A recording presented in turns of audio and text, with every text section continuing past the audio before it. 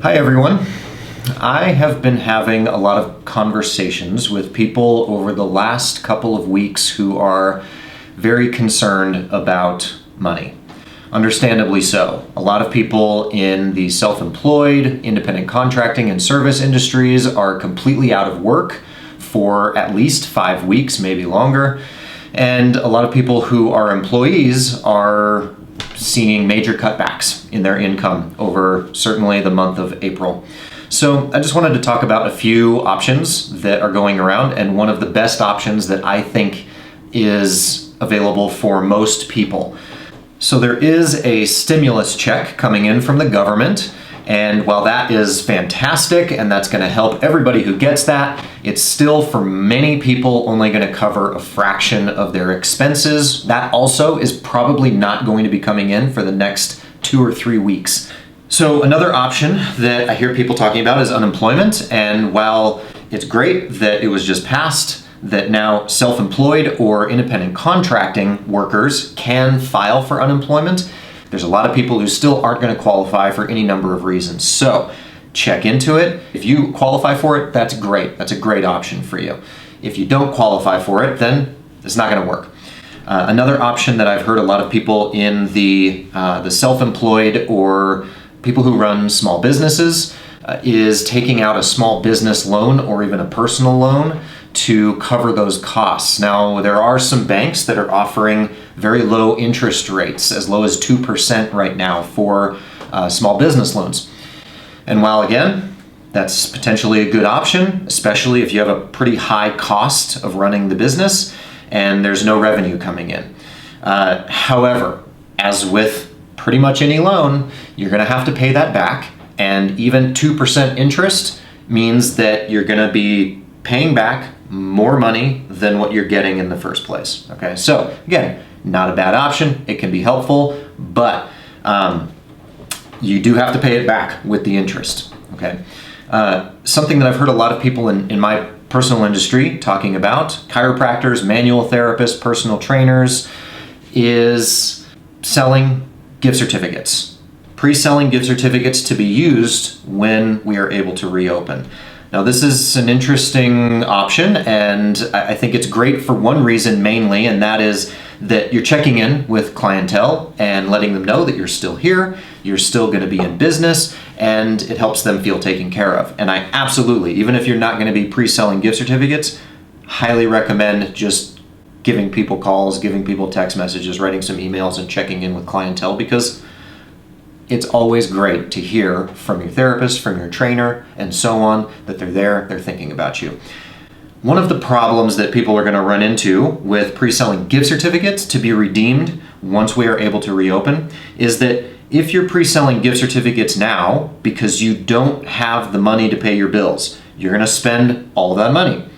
And then when you reopen, you're going to have people redeeming those gift certificates.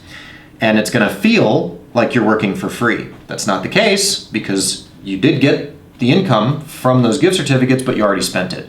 So the problem that people will run into, which is important to anticipate and understand, is that if you spend that money now, the following month, you're going to have to work double the amount to cover the cost for that month. So while it's a great short-term solution, it's not necessarily the best long-term solution, especially if you are very successful at selling those gift certificates and you sell a lot of them. Then essentially your entire appointment book will be filled up with people who are redeeming gift certificates the following month, and you won't even have the opportunity to work double the amount of time to generate the income you need to cover your costs for that month.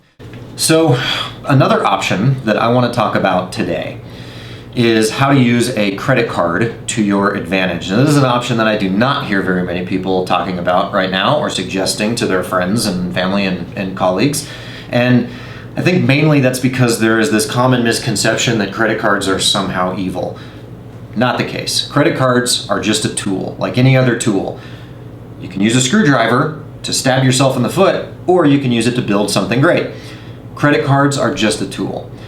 Credit cards are a unique kind of tool in that they're basically a loan.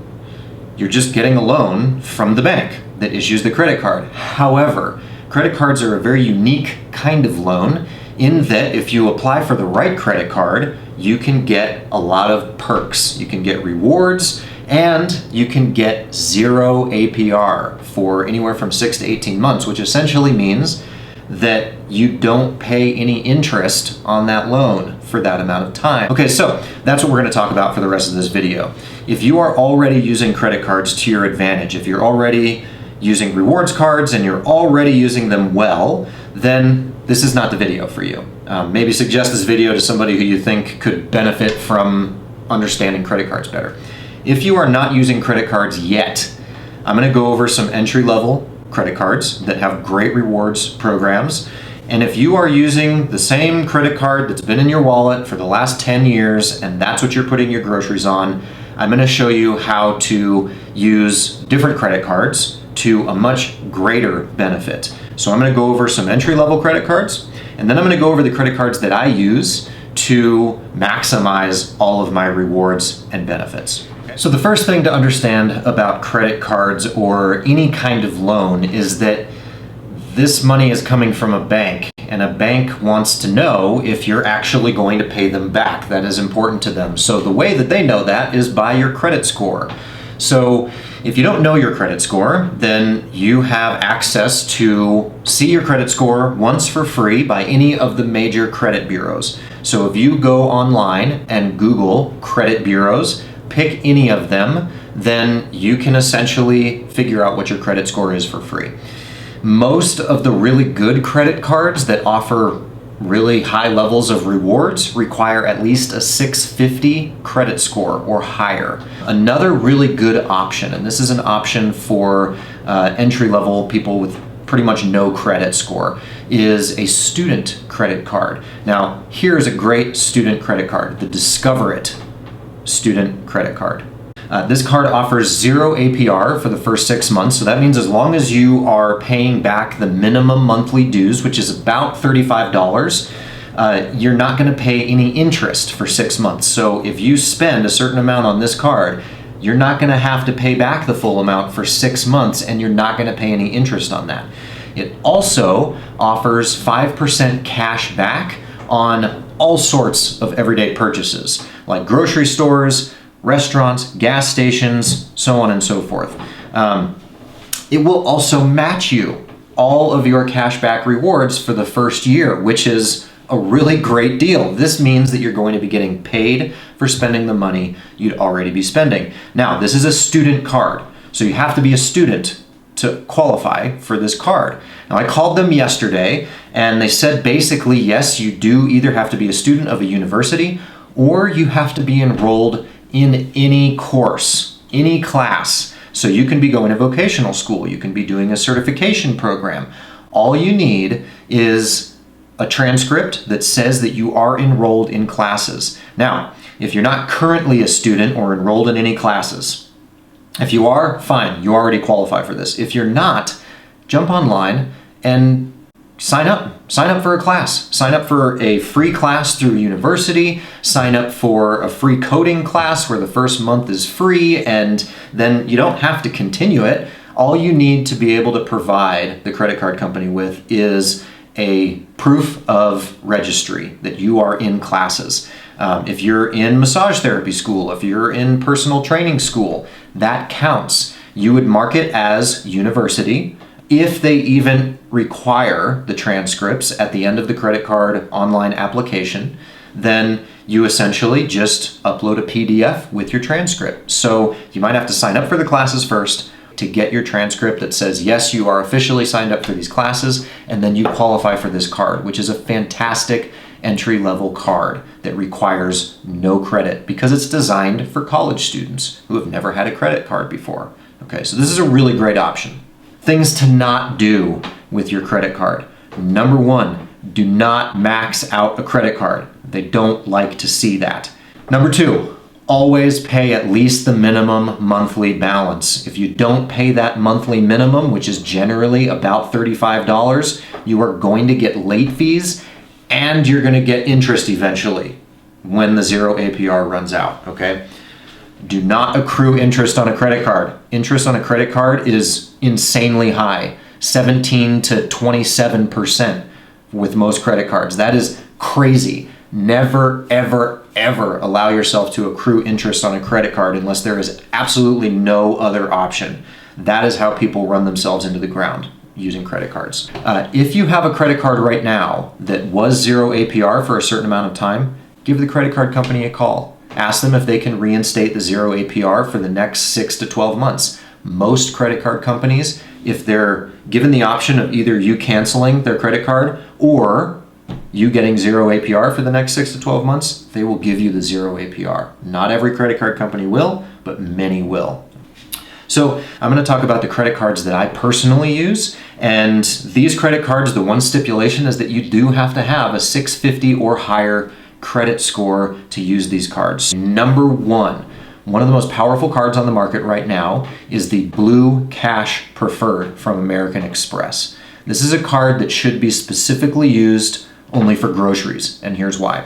So this card, 0 APR for the first 12 months. That means as long as you're paying the monthly minimums, which again is about $35, you don't have to pay the total balance off for the next 12 months with any interest. The second thing that's great about this card is that you get $250 instant cash back as soon as you spend $1,000 within the first 3 months on this card.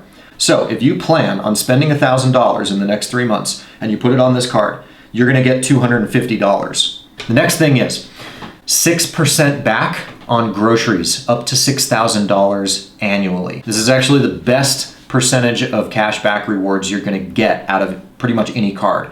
Okay, so if you spend that $6,000 in a year on groceries, you're gonna get $350 back. So in the first year, just by using this card properly, you can make $600 back just by spending the money you would already be spending anyway. This is the card that I use for groceries. I only use this card for groceries, that's it. So the next card I want to talk about, the Wells Fargo Propel card. Now this card offers 0 APR for the first 12 months.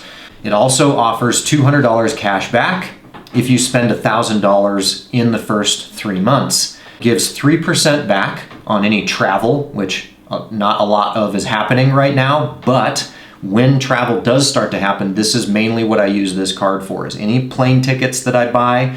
It also gives you 3% back on hotels, rideshare. So if I ever take Uber, this is the card that's linked up to my Uber account, 3% back on those.